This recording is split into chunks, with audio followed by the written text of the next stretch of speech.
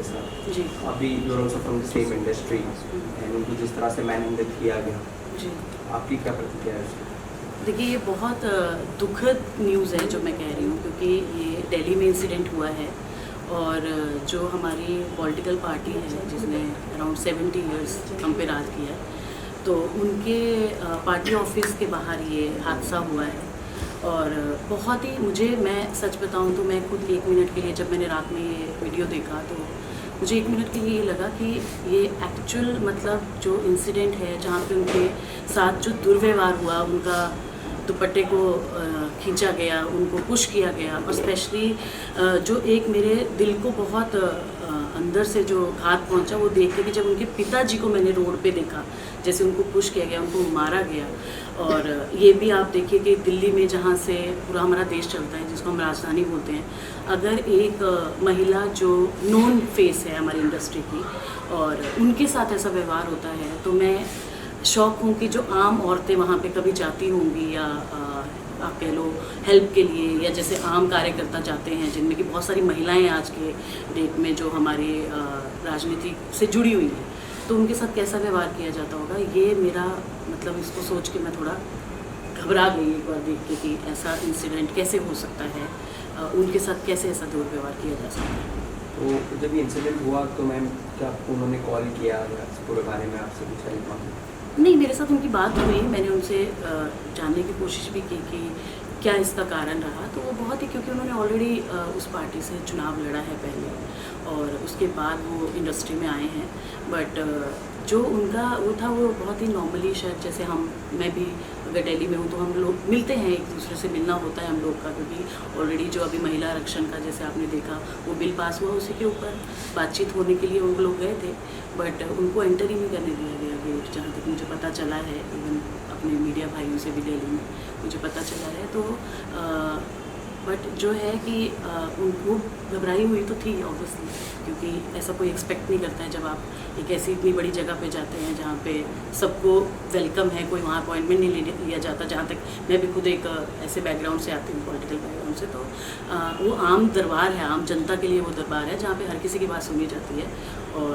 जैसे वो गई और जितना मुझे पता चला, तो मुझे नहीं लगता कि ऐसा कुछ उनके साथ होना चाहिए था वहाँ। क्या उनके पिताजी और उनको कोई ऐसी कोई चोट आई है? जी,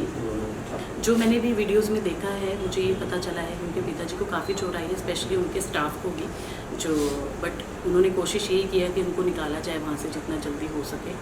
और अब वो सुरक्षित हैं जहाँ तक मुझे पता चला और मेरी बात हुई है। तो पिताजी के साथ तो काफ़ी मतलब बहुत ही ख़राब व्यवहार हुआ है। अर्चना के साथ तो हुआ ही हुआ है, बट उनके पिताजी को जैसे टारगेट किया गया और जैसे उनको मारा पीटा गया वहाँ पे, आप देख भी रहे होंगे, जितने भी हमने सोशल मीडिया पे वीडियोस देखे हैं उसमें भी वो एकदम सड़क पे गिरे हैं और चेहरे पे उनके और पाँव में काफ़ी उनको चोट दिख रही है, मुझे उस वीडियोज़ में भी दिखी है। तो हुआ है।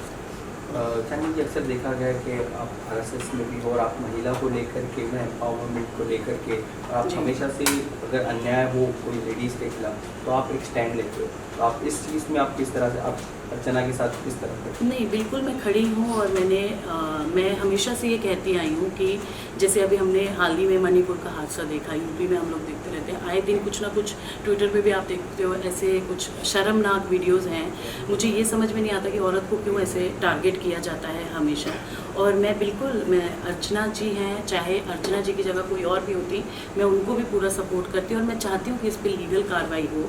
इसको, क्योंकि जैसे आप अभी देख रहे हैं कितनी हम लोग उत्साहित थे जब हाल ही में मोदी जी ने पार्लियामेंट में महिला आरक्षण को लेके बिल पास किया। और ये बहुत ही मतलब आप देखिए, दो चीज़ें जहाँ पे एक तरफ कांग्रेस के बाहर, ऑफिस के बाहर ये हो रहा है दुर्व्यवहार, और दूसरी तरफ हमारी प्रेजेंट गवर्नमेंट इतना काम कर रही है महिलाओं को लेके। तो मैं तो उनके साथ पूरा सपोर्ट में हूँ, और लीगली उनको कोई भी अगर हेल्प चाहिए तो मैं उनके साथ बिल्कुल खड़ी रहूँगी, और उन जैसी कितनी जो भी महिलाएं हैं उनके साथ हमेशा मैं खड़ी रहूँगी। फिल्म निर्माण क्षेत्र में आना कैसे हुआ, मतलब एंटरटेनमेंट इंडस्ट्री में निर्माता बनना, वो भी महिला का होगा, कितना चुनौतीपूर्ण था आपका क्षेत्र में आना? मैं खुद एक माँ हूँ, मेरी खुद की 13 साल की बेटी है। तो 2019 में मैंने फिल्म इंडस्ट्री में अपना करियर शुरू किया था एज प्रोड्यूसर, और मेरा पहला शो रक्तांचल था, तो वो बहुत ही अच्छा, उसको कामयाबी मिली। बट और ये ज़रूरी है कि बताना भी कि जो स्ट्रगल का टाइम रहा, क्योंकि पहली जो हमने फिल्म की थी वो 2010 में की थी, मिले ना मिले हम कंगना जी के साथ, और उसके बाद का जो समय रहा, ऑब्वियसली जो एक माँ का कर्तव्य होता है, पहले उसको मैंने पूरा किया। जब मेरी बेटी एकदम ग्रो हो गई, वो स्कूल जाना शुरू कर दिया, वो खुद की टेक केयर कर सकती थी, तो उसके बाद उसकी परमिशन से कि क्या मैं काम कर सकती हूँ अभी, तो मैंने इंडस्ट्री को ज्वाइन किया। और मुझे खुली बाहों के साथ, मैं सच बताऊँ तो मुझे इंडस्ट्री ने वो दिया, सपोर्ट किया। और इसीलिए आज मैं आपको सच बात बताती हूँ, क्योंकि कहीं ना कहीं इसका जो मैं आज बात करना चाहती थी, उसका एक कारण ये भी है क्योंकि जब ऐसे इंसिडेंट होते हैं तो लोग महिलाओं को इंडस्ट्री में भेजने से, स्पेशली गर्ल्स को जो अपना करियर शायद यहाँ ढूंढती हैं, उनको भेजने से लोग डरते हैं। बट एक ये मैसेज भी जाता है कि हम जो महिलाएं प्रोड्यूसर हैं या और भी फील्ड में, चाहे वो आप मेकअप आर्टिस्ट ले लो, डिज़ाइनर्स ले लो, जितने भी बेस्ट वो हैं, और मतलब एक्ट्रेसेस ले लो, आज जागरूक है हमारा समाज और एक दूसरे को जो सपोर्ट करता है। ये बॉम्बे की एक अलग फीलिंग भी है, जहाँ पे कुछ भी ऐसा कभी गलत होता है तो पूरा बॉम्बे एक साथ होता है, पूरी इंडस्ट्री एक साथ होती है, और हम सब कोशिश करते हैं कि हमें न्याय मिले और हम लोग जो है ऐसी घटनाएं दोबारा ना हो। तो एज अ प्रोड्यूसर आप कह लीजिए, या सेम इंडस्ट्री में हम काम कर रहे हैं, तो मेरे को ये लगता है कि हमें इसके बारे में आवाज़ उठानी चाहिए। और भी मेरे इंडस्ट्री के जितने फ्रेंड्स हैं, मैं चाहती हूँ कि इस बारे में बात हो, उनको इस बात पे न्याय मिले और दोबारा ऐसी कोई घटना किसी के साथ भी ना हो, चाहे वो महिला। ये देखा जाए तो ये इंसिडेंट हुआ, अभी तक के किसी की भी तरफ से, पॉलिटिकली कांग्रेस की तरफ से कोई बयान नहीं आया और अभी तक माफ़ी भी नहीं आई है। तो देखिए, मैं तो चाहूँगी, क्योंकि कोई भी पॉलिटिकल पार्टी है, अगर उनके ऑफिस से, स्पेशली अब जैसे कांग्रेस का आज ही मैं मीडिया में देखी थी, नाम बाहर आया है, तो मैं चाहूँगी, मैं रिक्वेस्ट भी करूँगी प्रियंका जी से और राहुल गांधी जी से कि जो भी लोग इसमें इन्वॉल्व हैं आपकी पार्टी के, उनसे माफ़ीनामा दिया जाए।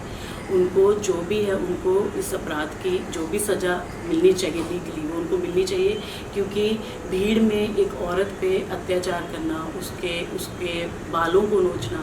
उसके पिताजी के साथ ऐसा व्यवहार करना, उनके स्टाफ के साथ ऐसा व्यवहार करना, और मैं जानना चाहती हूँ कि ऐसा क्यों उन्होंने किया, और इनके ऐसा वो मैसेज छोड़ रहे हैं कि अगर उनके ऑफिस के बाहर लोग सुरक्षित नहीं हैं तो फिर हमारा फ्यूचर कांग्रेस के साथ क्या है, ये आप सब देख ही सकते हैं। चांदनी जी, आप देश की सबसे बड़ी जो संगठन है RSS, उसके साथ भी आप जुड़े हैं, तो आपकी संगठन में कुछ बात हुई इस मुद्दे को लेकर के? नहीं, अभी तो मेरी बात नहीं हुई है, क्योंकि मैं खुद ही, मतलब आप सोचिए कि मैं एक ऐसा सोर्स हूँ, मैं उनका जो RSS का जो विश्व मांगल्य संगठन है, उसके मैं फिल्म उद्योग की हेड हूँ। मैं उनकी तरफ से फिल्म उद्योग में जब भी कोई ऐसी बातचीत होती है, हम लोगों को जोड़ते हैं मातृत्व के लिए, उसके बारे में बात करने के लिए कि जो हमारी रूट्स हैं स्पेशली, वो कितनी स्ट्रॉन्ग होनी चाहिए। देखिए, उनका कारण ही ये है, विश्व मांगल्य संगठन का, ये संगठन बनाने का RSS का, कि जो हमारी मदर्स हैं, जो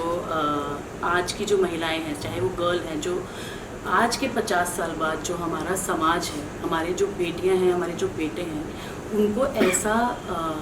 जो है नॉलेज और उनका जो संस्कार है इतना स्ट्रॉन्ग हो कि ऐसे हादसे ना हो समाज में। इसीलिए ये विश्व मांगल्य को भी, इस संगठन को भी बनाया गया है। इसको कुछ 12 साल हम लोग को काम करते हो गए। मैं कुछ अभी 4 या 5 साल पहले उनसे जुड़ी हूँ, और मैं यही चाहती हूँ। इसीलिए मैं आज जब मैंने ये न्यूज़ देखा तो कहीं ना कहीं मेरा हृदय बहुत दुखी हुआ कि हम जो काम कर रहे हैं एज अ विश्व मांगल्य सभा के, चाहे आप कह लो हम सब एक ही लेवल पे वहाँ पे हैं, वहाँ कोई प्रोड्यूसर कोई एक्टर नहीं है, सबको एक लेवल पे वहाँ पे जोड़ा जाता है। तो ये बहुत